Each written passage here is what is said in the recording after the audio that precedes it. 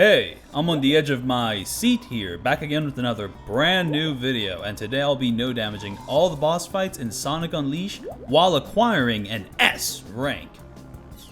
And right now we're starting off with a boss fight that's not really a boss fight. The other videos I've seen, which no damage every single boss fight in Sonic Unleashed, only include the boss fight section of this mission, but since this mission is kind of like a seamless one-take sort of thing, I decided to do this entire mission, and I'm not gonna lie, I don't think this mission is a great way to start this video off because I think it's probably one of my least favorite things about Sonic Unleashed. I think this section sucks. It's just like a bunch of QTEs like back to back for 5 minutes. It's really boring. However, while playing it, it's not that I didn't have any difficulties with this. Like this took me like 3 or 4 times to like really get it right because the main trick here is that you can't spam your button presses. I have to be very precise. I never got into a situation where like an enemy hit me or I missed an enemy. The situation I ran into, which kind of killed my combo, is that I will press a button too many times. And this especially happens to me with the boss fight because there's certain inputs you have to do where it's like you have to press the same button 5 times in a row. And sometimes I would press that button 6 times in a row.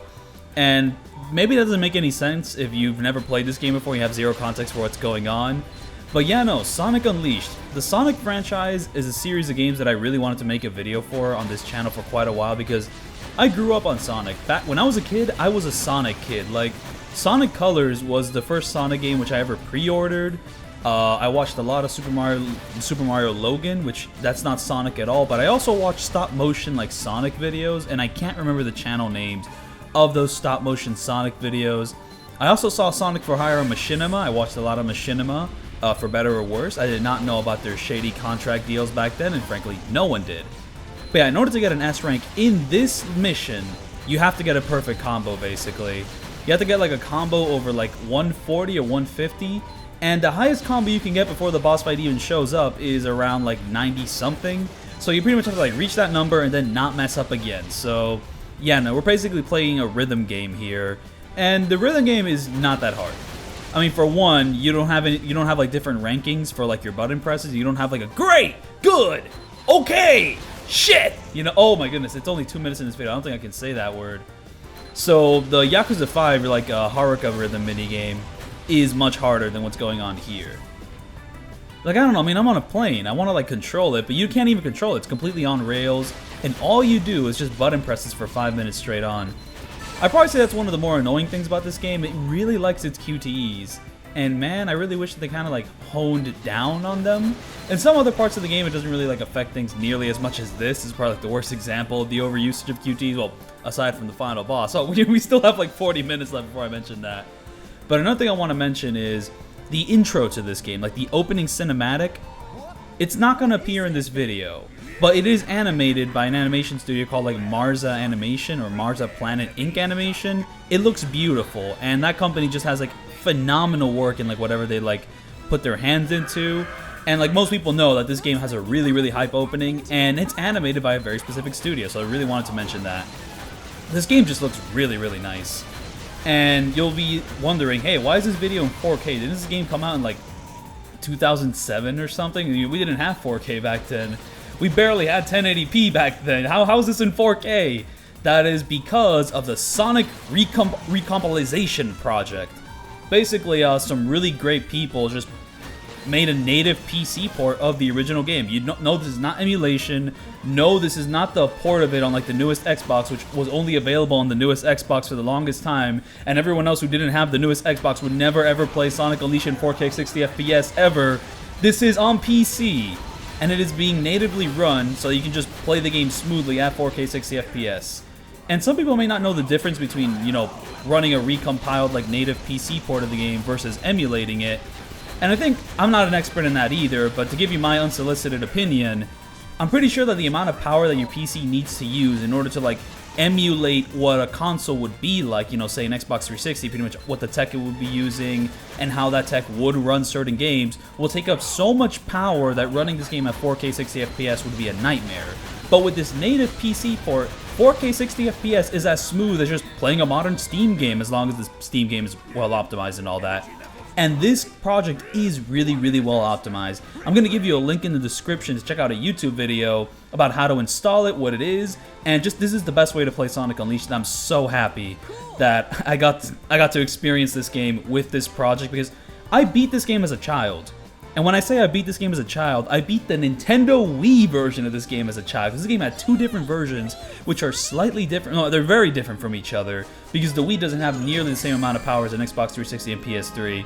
And frankly, the Xbox 360 and PS3 didn't really have enough power to run this game as it is, because it would like drop frames, it would like drop resolution, especially on PS3. So it was a whole mess, but I never actually beat the Xbox 360 version of this game back when I was a kid, so this was fun. So yeah, this boss fight, there's this little gimmick you have to know. It's not a gimmick, it's just kind of a little bit of a tech. I say that like I'm a speedrunner when I'm really kind of a novice at this game, but yeah, the tech here is, so you want to use your boost until you're really close to the claws, and then you have to stop using your boost.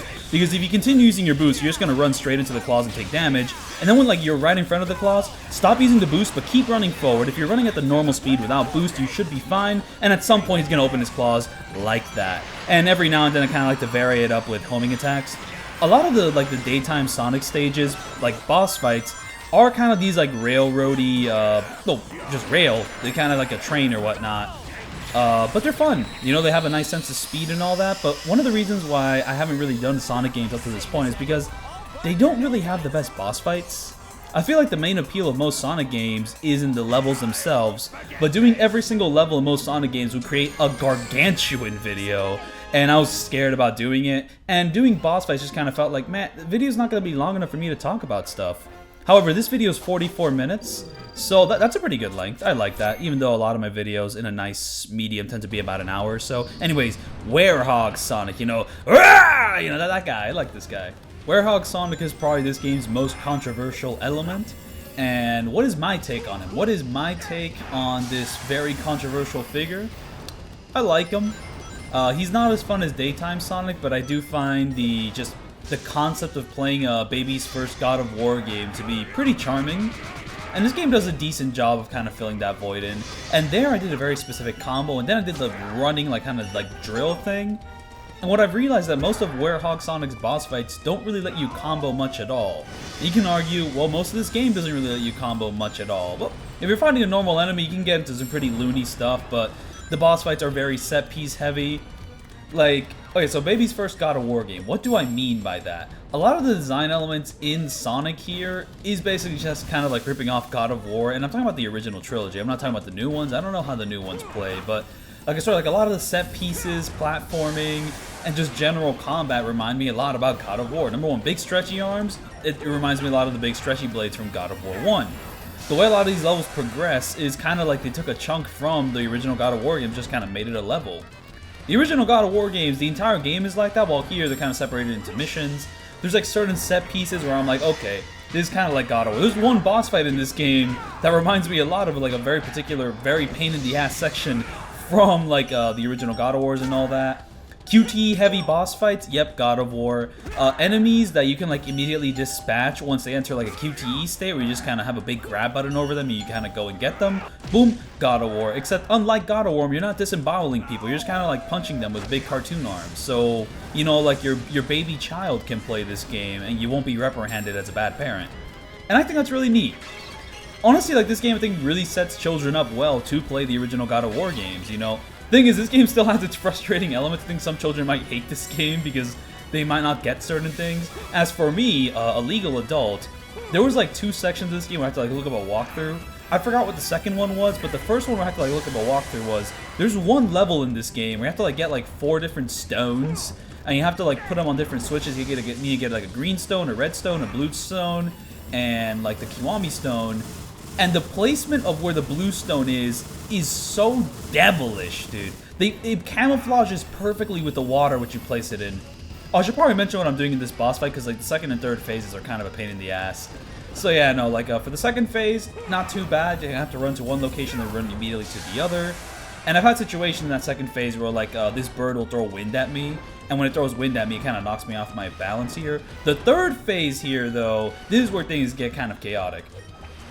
So, yeah, no, you'll throw the first water thing at him, and then for the second one, I try to throw the water thing at him like really quickly, and I succeed, but you have to be really quick about it, and most times he is going to blow you away with that wind. And once he starts doing that attack where he like sends a bunch of flower stuff at you, you really have to like, you know, take cover behind that really tall building there. And then like for the third water thing, he's gonna like shoot you with some projectiles. Instead of trying to like throw the water thing while he's shooting those projectiles, you should run away from the projectiles and then wait for the time where like he gets on the ground and kind of, you know, waits for you. Another thing I should mention is that every single one of these boss fights, I did it with like level 1 strength. Hey, check out my level 1 strength now. Hey, just flexing that little level 1 strength. I never upgraded my attack in this game. It's a bad habit from no damaging the Yakuza games. But honestly, most of this game I think was balanced pretty well around having 0 strength upgrades. Like I rarely ran into a situation where I was like, man, I really want more strength, because there was always like an alternative with like using my moves in a clever fashion or just being good at the game, which made up for not having that much attack. Well, there's like certain boss fight. There's some of the mini bosses got really tanky near the end there.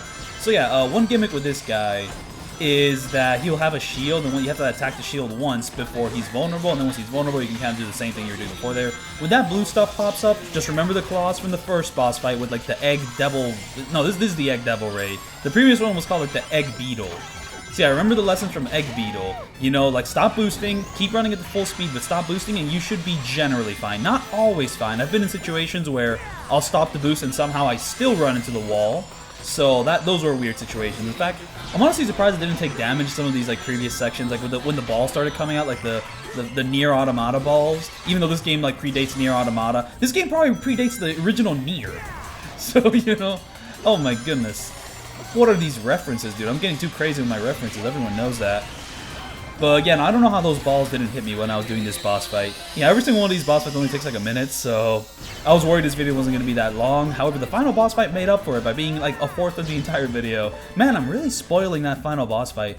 Yeah, a fun thing about this PC port is that it has its own built-in achievements, so you'll see that stuff pop up every now and then. So yeah, I like that. Very nice. That gets my sign off, my thumbs up there. I should mention that I do not have an outline for this video, so I'm really worried that I'm not going to remember the conversations and topics I want to mention in regards to this game when I was walking around outside with my dog, when I was showing her the world. So yeah, Dark Moray here. A bit of an annoying fight, but once you get it down, it's not too bad. A neat thing you can do here is pretty much stand behind that thing, block, and then boom, they instantly freeze. But that's only if they're standing near it, and sometimes they'll be like assholes and like do that attack instead of doing the stab attack. But then you can just pick it up and then throw it at the guy who like spawns right in front of you, and then boom, we hop in here. So there's 3 weak points here, and I don't like this weak point system. I kind of just want to punch the big thing. I don't want to punch the specific Kiwami points here. I think it's really annoying, but whatever. This first one's pretty easy. Just kind of like hop in when he shoots an ice ball, and you'll have enough time to do that whole big and then he'll kind of go down there and then do the other attack there, the little cartwheel, and then boom, that first weak point gone. The next weak points are going to be vertical ones. You're going to have to do like some little God of War, like it's also copying God of War there. You basically have an attack that takes you straight into the air in a very similar fashion to the previous God of War games. And I keep mentioning those previous God of War games because when it comes to playing them games, they are more fun than this. But this is still fun. Honestly, I think one thing which Sonic Unleashed does better than the original God of War is maybe the platforming. Because for one, I mean, like the whole chain stuff in God of War 1 where you're swinging around from place to place, I think it's like a little too situational, while in this game it's like more like encompassing of like multiple mechanics. You know, there's like multiple ledges to go on, and there's multiple poles which you can also use your stretchy arms to get on. One thing which will make this game a lot more fun that you should know about beforehand is when it comes to like, you know, the targeting system for using your stretchy arms to grab onto stuff, it's not a timed button press. Just hold down B, get near the thing, and you will always grab it. Don't try to time the press, just hold B. You will like, this will negate a lot of frustration you might enter with the game. So yeah, so this boss fight has 3 phases. First phase, there's only 2 snakes. Second phase, there's 3 snakes. Third phase, there's 4 snakes. So, you know, just kind of keep that in the back of your head for a little bit. I ran into a weird issue with this boss fight where if I was like attacking him and like I, you know, end one of the phases while like, you know, doing too much like vertical combos, and the boss fight like knocks me like away from the arena, but I also like doesn't knock me far away enough to escape the ice wall, and I get frozen in midair, I get knocked out of the game and I get thrown into like an out of bounds area. And I don't know if this is like an issue with the game itself or like a glitch I found with like this PC port. I don't know. It was really weird. I actually recorded it. I was gonna upload it as its own little video. Might actually do it before this video becomes public to everyone. But yeah, for the third phase here, what I like to do is pretty much wait for him to do that attack, and then for him to kind of hang his head down there, and then you should be able to do this, and then bada beam, bada boom. A lot of these combos are only available if you upgrade your combat level a lot, and that's like something I was kind of like almost mid-maxing, even though I put a couple points in like my blocking meter, my unleash meter, not much into my health meter, even though I really should have, but honestly, not having that much health wasn't as bad as I expected, but some encounters were really, really frustrating, especially when the witches get involved. Oh my goodness, the witches are so annoying, especially the ones that can, like, heal up the enemies. It's terrible, man. Oh, it gets so terrible. But then again, nothing in this game ever gets as terribly frustrating as the boss fights, or as, like, the combat encounters in the original God of War trilogy. So this game will have some frustrations. None of it compares to the set pieces in God of War. This is a perfect example of that. Dark Guardian here. So this boss fight can get a little bit annoying. I also ran into an issue with this boss fight where if I move too forward in like the first part of the fight and I land on the purple thing, my character despawns and the game pretty much like soft locks and I can't do anything. I do not know this is an issue with the console version or just an exclusive PC version thing, but what we want to do here is pretty much stun the big Guardian guy, and then we want to push, and then once we push one block up, the Guardian guy is going to pretty much get his health back. We also want to get rid of these enemies while we can. So yeah, boom, just going to do a little juggle combo there, and I have like a level 1 strength, right?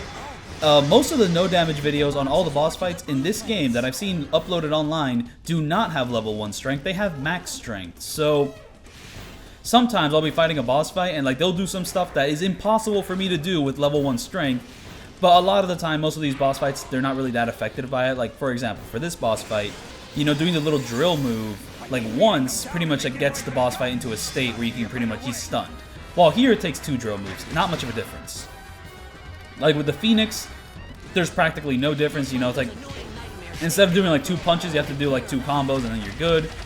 However, there's certain boss fights where things do change. For example, I think Dark Moray does change quite a bit. You need to be more deliberate with your combos. You can't just like, you know, flinch, you know, kind of like stab him 2 times and you're done. No, you actually have to like do some sort of combo to eliminate those green spots on him. So that's like one fight that's a little bit different. But the main fight that's like really, really different is the final boss for the Werehog. That one, like, strength actually matters quite a bit, but I still did it with level 1 strength. It's really nice and awesome. But yeah, instead of like pushing the blocks all the way in once we get one of them up there, we want to pretty much like place all 3 of them, like, you know, very close to the edge, but don't actually push them to the edge. And then, you know, once you get the 3rd one up there, then we start pushing them all in at the very same time so that the damage kind of like builds up, and up. And then, you know, it's just kind of like constant damage. Bam, bam, pow. And what you want to do here is you want to stay away from the boss fight until that 3rd block goes through, because if you don't, you're going to repeat this QTE like 3 times over. You know, if you get really close to him after you push the 1st block in, you're going to do the QTE, same thing with the 2nd one, so just wait for all the QTEs to kind of be done with there. You do not have to defeat the enemies, you just have to defeat the boss fight, because once you defeat the boss fight, the enemies go away. And yeah, no, this is almost a carbon copy of that one set piece in the first God of War game. We have to like sacrifice a human being to appease the gods, except in the first God of War game, that set piece was leagues harder. In this game, I suffered a little bit with this boss fight, especially on my first playthrough when I wasn't trying to no damage. This was a pretty annoying boss fight, but once again, nowhere near as annoying as that set piece from the original God of War 1. Like, oh, that was infuriating, man. Oh man, I don't know if modern gamers can deal with that like little set piece thing there. I mean, I don't know what the modern God of War games be doing. They probably have their frustrations as well. I hope they do. I look forward to some of those frustrations, and actually end up like trying to no damage some of those boss fights in the modern God of War games. So yeah, this boss fight, one thing which I don't like about this boss fight is that you can't do the funny stuff that you could do with the previous like Sonic Railroads like boss fights, where you can hit them like 3 times in a row and they're constantly bumbling around. This robot is built with that in mind, so he just like avoids you after like the first hit of your combo here. So yeah, this first section here, not too bad, but I do like how this fight is a little bit more structured, so it doesn't end in like 1 minute. It does last a little bit longer. It's almost 3 minutes, which still isn't much, but, you know, I like it. It's a good evolution, a nice increase in challenge. I just wish I could like hit it more. I gotta shout out more people. For one, I got to shout out All-Star Bros for actually helping me set up my Xbox 360 version of this game for PC. The video which I linked in the description will tell you how to set it up, but it still is a little bit confusing, so he helped me out with that. Check out his channel. He has really useful guides. He has one really great guide on the crafting system of the new Ishin game, which is a bit fucked up. Hey, you know, the video's 19 minutes in. I can say it. I can say the word. I can say the famous F word. Not that one, the one I said right now. Fuck. But another thing I want to mention, another person I have to shout out is Starlight Modding. because they made a really dope mod of this game, which I'm not using in this video, but in future Sonic Unleashed No Damages, which I want to do, I want to end up tackling their Like a Werehog mod, which pretty much like changes the Werehog's combat system to be a lot snappier, a lot quicker, and also gives you 4 different combat styles well, 4 different like combat variation styles. I'm not 100% sure what it is, but like it changes it to be more like the Yakuza games. You know, have like a Legend style, a Rush style, a Beast style, and a Brawler style variant of like the Werehog combat system. So it looks really dope. It looks really awesome. Werehog combat in this game could be a little bit slow, so honestly, it like that mod speeding things up by a lot is really, really dope. And also that mod adds like new challenge rooms. Like there's like certain things you can do with like one-hit KOs where you have to like do everything perfectly. Just like really looks like a really fun no damage challenge. I'm gonna hop on that eventually. I also want to just no damage every single level in this game eventually as well, but all of that is a lot easier said than done. Like saying, oh yeah, I'm gonna no damage and S rank every single level in Sonic Unleashed, very easy to say. Actually doing it, I mean, there's Eggman Land. You know, I'm just saying these words without considering Eggman Land, which by the way, is a fantastic level. This is kind of a little bit of a controversial level because it is pretty difficult. If you don't know what you're doing, it will take forever to beat. But just like in the context of being like a final level, like a final challenge before the game ends, it's great. You know, it's like literally, it's the finale of the game, and it ramps up the difficulty to match, you know, a big epic climax. I think it's a great way to like send us off. And also just mixing the daytime and the nighttime like stages together into like one seamless level it's fantastic.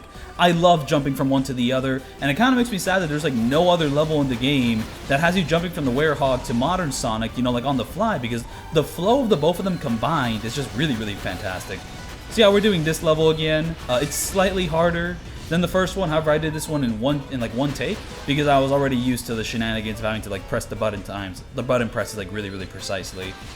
So now I want to move on to something else. Chip's voice. I don't like it. So yeah, Chip is a character in this game. He accompanies you. He's a chill guy. He likes chocolate. He's a cartoon guy. You know, he's always doing like Looney Tunes shenanigans. He's always like hopping around like. But yeah, no, his voice. He sounds like an even more prepubescent like Beast Boy from Teen Titans. It's like, Sonic! Oh, I have chocolate, Sonic! Sonic! I don't know. The little I heard of like the Japanese language track in this game, I think I like that voice better, but also maybe the reason I like the Japanese language track is because I don't understand Japanese, so a cartoony voice in Japanese doesn't bother me as much as like this cartoony voice in English. Like, I mean, it makes sense, like the kind of like the voice they went for him in this game, but it's weird. I don't like it. It throws me off. It kind of like kills his charm for me a little bit. And also, let's talk about that Werehog voice. Like, just, honestly, I think I had like a Bernstein effect, or just like, I didn't remember this game well, like from the past, because like Sonic's Werehog voice is nowhere near as grumbly as I remember. Okay, his death scream, very, very grumbly. In the beginning, he has a lot of grumble, but like, take the scene where like Chip like gains his memories back, and you know, he's like, you know, being all nice to Sonic. Sonic have to go, and like Sonic's also being nice to him. And it's like, oh, it's a really nice moment, you know. It shows that Sonic has like a good character, you know, a good heart. His Werehog voice just sounds like a normal dude. There's like, there's no grumble to it, you know. He doesn't sound like this. He sounds like a normal guy. He's not like forcing his voice that much. It threw me for a loop. I was not expecting it. Like, you know, if you think the Werehog voice is like really, really grumbly a lot of the time, play this game again. You'll be surprised how smooth it can be sometimes. And yeah, no, that is Jason Griffin voicing him in the dub here. There's a little bit of drama around that. Some people don't like the new guy who voices Sonic these days, Roger, I forgot his last name. He also voices like Chris Redfield in like a lot of the Resident Evil games. Man, just like the discourse of Sonic has gotten like really, really crazy. And I've been out of the loop for quite some time. I think the last Sonic game which I fully like played through and like really invested time in was Sonic Generations when it came out. Like recently I have not been feeding the Sonic fan in me like much at all. Like, I think the most amount of like feeding I've done to like my Sonic, you know, self, you know, kind of like my hidden Sonic past self, is I went to go see like the Sonic 3 movie in theaters, but I feel like that's probably for a whole different demographic, but it was okay. I don't know, I wasn't too crazy on it, but it was alright. I also kind of started a little playthrough of Sonic Adventure. I installed all the mods to make it like look like the Dreamcast version as much as possible, and also like that PC port like out the gate isn't the best, so I also have to install mods for stability and all that, and to run it in 4K, so on and so forth. It was really fun what I've played so far, but I got stuck on Knuckles, so I have to kind of get back to that. And also, I started that playthrough and I didn't stream it at all. I just kind of wanted to play Sonic Adventure normally. And honestly, Sonic Adventure was one of the reasons I was kind of like, I don't know if I want to do a video where I no damage all the boss fights in a Sonic game, because if I no damage all the boss fights in Sonic Adventure, that's going to be like a 22-minute video. That is nothing. Like, it's already 25 minutes. I don't even think I've yapped that much about like anything like that substantial. But yeah, no, okay, let's move on to a completely different subject, Sonic Colors. It seems like people don't like Sonic Colors that much. I don't know, because as a kid, when I played it, I was like, oh my goodness, you know, more boost gameplay, you know, no Werehog stages. Alright, hell yeah, I feel like that was a conversation about the game back then. And also, hey, the game's kind of goofy and silly, isn't that funny?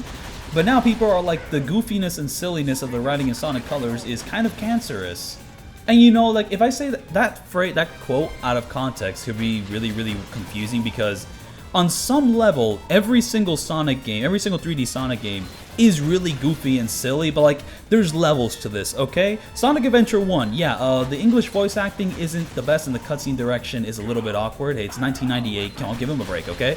You know, like, Sonic just kind of comes in, oh yeah, this is happening. Hey, don't take my words out of context here, because that original voice for Sonic in Sonic Adventure is really, really dope. It's just that dub is, oh, it's pretty cheesy. And the cutscene direction can be a little bit weird, especially with the way the characters' mouths move. But that game's story still has like a decent amount of lore. You know, there's a whole thing with like the tribe and the way chaos gets come around, like the prophecy. Like, you know, the game has its silliness to it, but also like it is telling a story that has like some grounded stakes and it kind of takes itself seriously at points. And then you get to Sonic Adventure 2, which has like a character getting killed by like gets like murderized to death by like a firing squad. Yeah, despite some of the silliness in Sonic Adventure 2, there's also a lot of things where the story is taking itself seriously. You know, like Shadow has like actual grief because, you know, he watched one of his loved ones die. You know, like, that shit's crazy, right? And then we get to like a weird situation with Sonic 6. I don't even know if it's a 6 Sonic game, but like the game is like most famously referred to as Sonic 06 because it came out like in 2006, even though the game is just called Sonic the Hedgehog. I actually got into a debate about this with the owner of a retro game store, where like he remembered more people calling the game Sonic the Hedgehog instead of calling it Sonic 06. Sonic 06 is kind of like a colloquial term. I don't know if colloquial is the word for this. Anyways, this boss fight right here, it's pretty cool. We gotta give it to Eggman just kind of coming out and having one of the best boss fights in this game. It's probably the best Werehog boss fight, even though it does still have this gimmick of just hitting the weak point whenever it shows up, which I'm not the biggest thing about, but like the set pieces here are like decently varied. You know, he has multiple different attacks you have to deal with in different ways, different openings, you know? It's pretty cool, and just the whole cinematics of it I think is really, really dope. But one thing here is that strength level actually matters in this fight. So yeah, a lot of people who no damage this video, because they had max strength, they had a much easier time like destroying this guy than I did. They were able to like eliminate him like very, very quickly because they had busted damage and could just do whatever. I do not have busted damage, so I can't just like skip everything in the fight. I actually have to like deal with what I'm facing here and deal with him fast, because if you don't deal with him fast enough, you don't get an S rank. So I'm gonna have to shout out Starlight Modding again, because they recommended that I use basically like the super duper like punch charge move that you do with triangle, because that move is the best damage dealer once you unlock it. I did not know that. Like before I knew that, I was like doing something where I just did like the combo where I just go I just kind of like slam my fist all over the ground. That's a bad idea, because one, it doesn't deal that much damage, and two, it's too slow.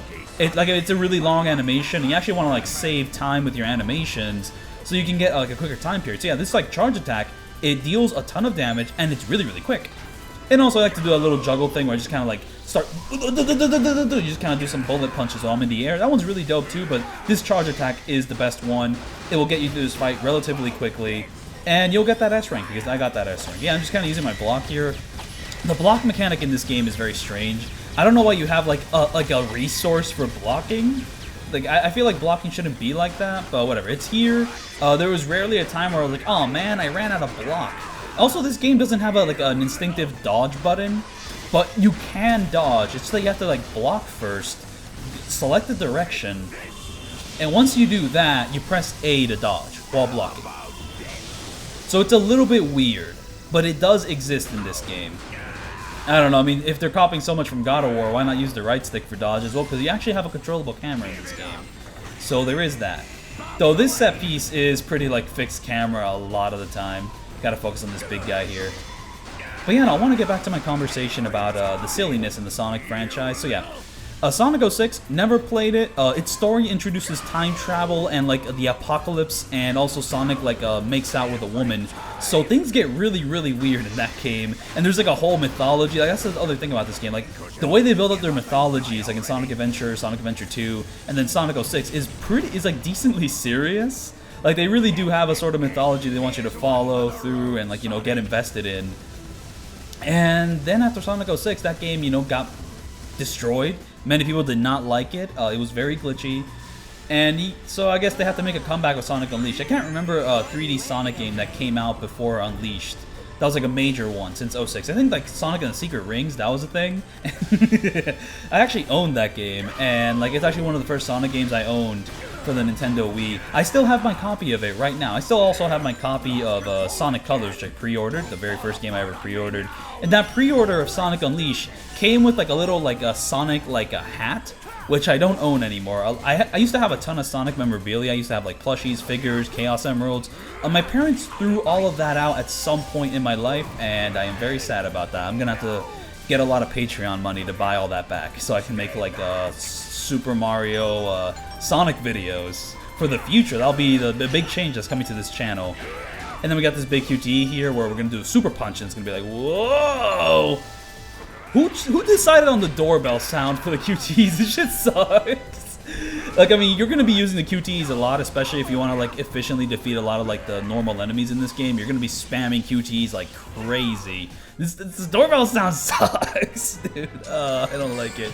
So yeah, if you get it under 5 minutes, you get an S rank in this boss fight. So you know, if you want to give it a go, that's how you give it a go. Bam, bam, poo.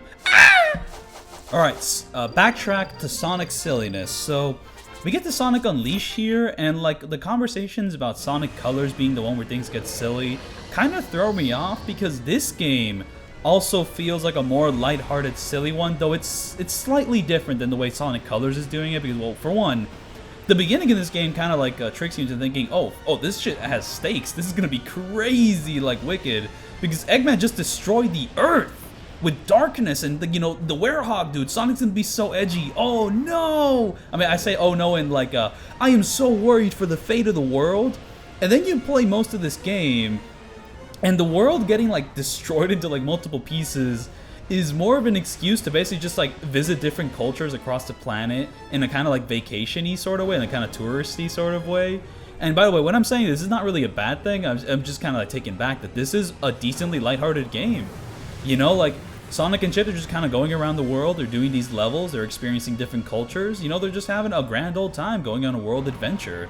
And you know, you don't really feel like the despair of like the world being torn apart in pieces. You're basically like going into the different like hub worlds.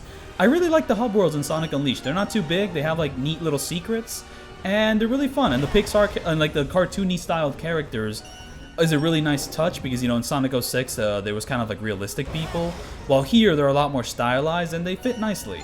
Even though that professor's like cucumber sandwich gimmick gets really old really fast.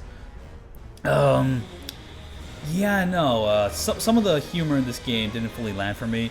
Okay, I don't know how to describe it. When I'm about to say a statement that might generalize things way too much, but the vibes of this game kind of reminds me a lot of 4Kids.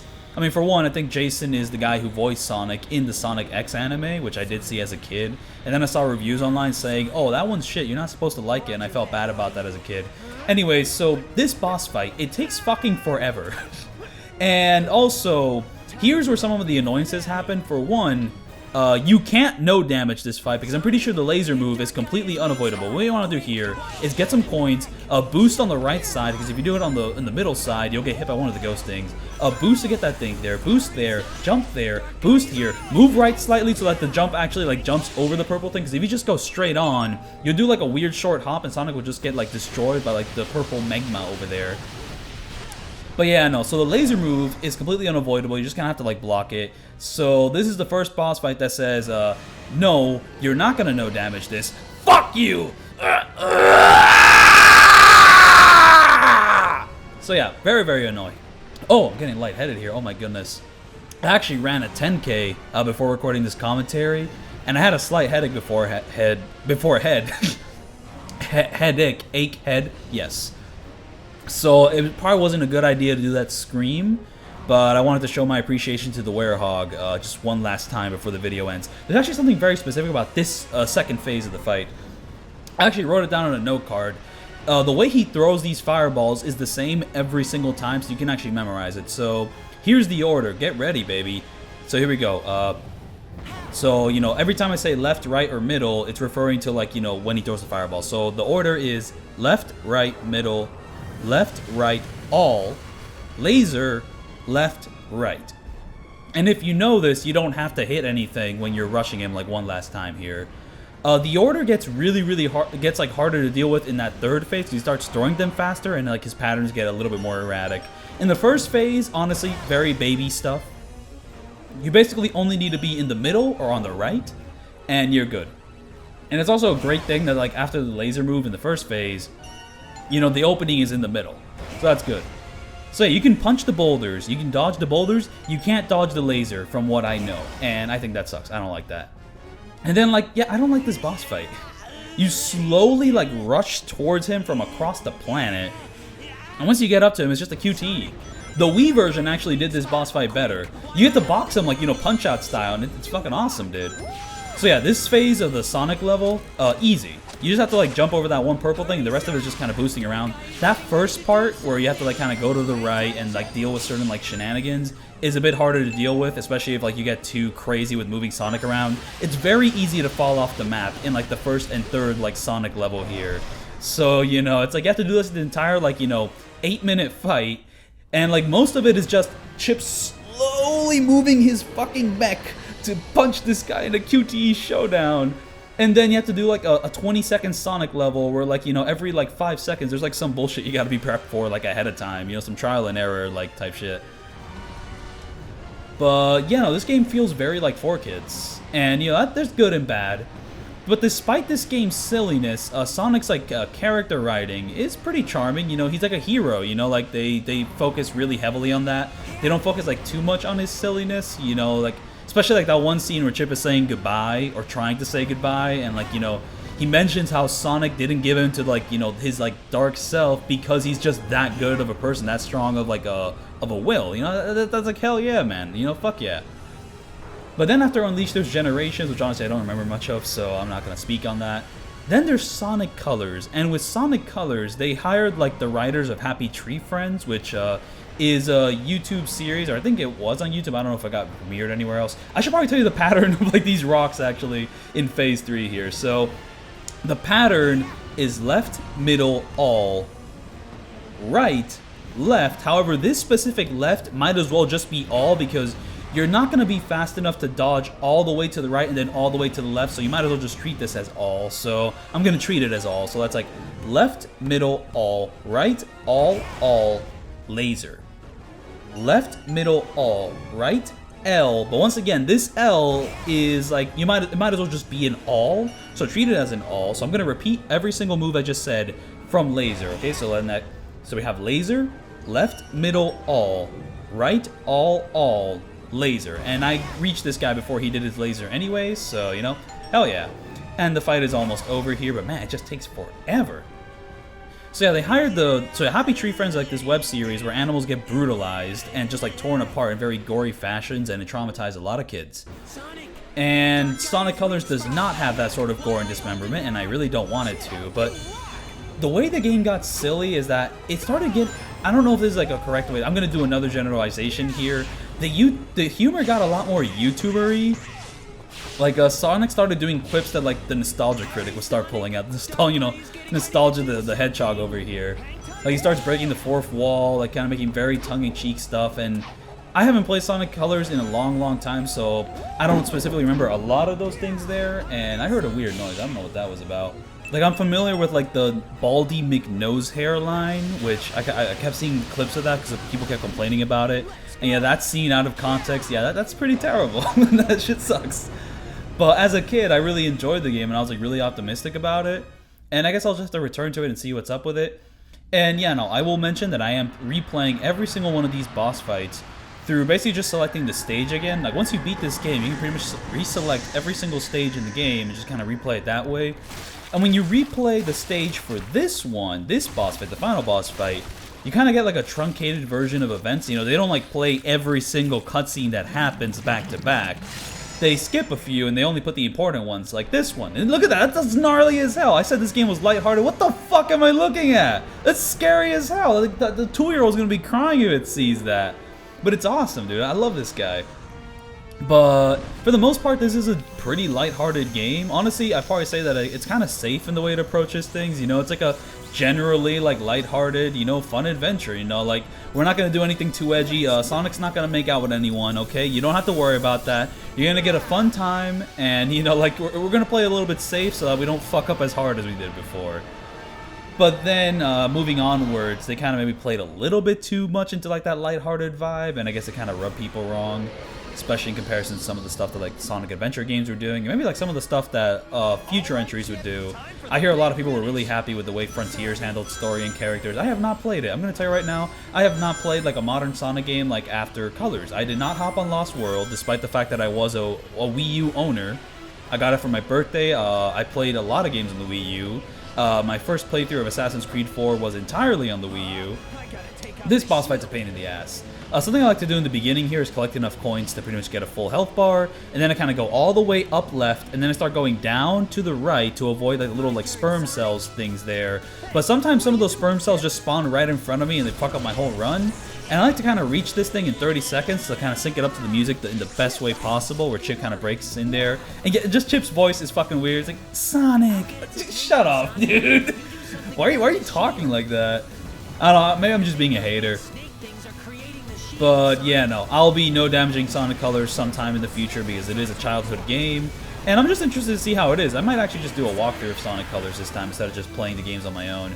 But yeah, the camera in this boss fight is my biggest enemy because I'll just be like speeding through and then suddenly a fucking rock will teleport right in front of me and like I don't have enough time to dodge it. And the way Sonic like controls in this mode can be a bit finicky because if you have to like change direction, Sonic does like an entire loop-de-loop just to kind of change like his directions. You know, so you see that like I'm just holding left, but Sonic has to do like a loop to go left, and like, you know, in going left he'll hit a rock. It's infuriating. And also like the hit detection on some of these rocks is complete bullshit because Sonic's really tiny in this mode. So you would assume Sonic's like right on top of this bubble. No, he's actually like a little bit away from it. He's flying in mid-air. So sometimes you'll go straight through a rock, nothing happens. Other times you go straight through a rock, you die!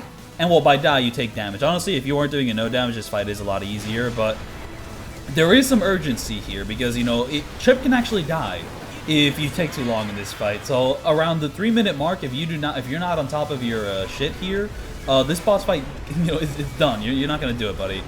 And also, just like this boss fight conceptually is a little bit lame, like because pretty much the entire fight is just you destroying the shield. And once you destroy the shield, the rest of this fight is a QTE.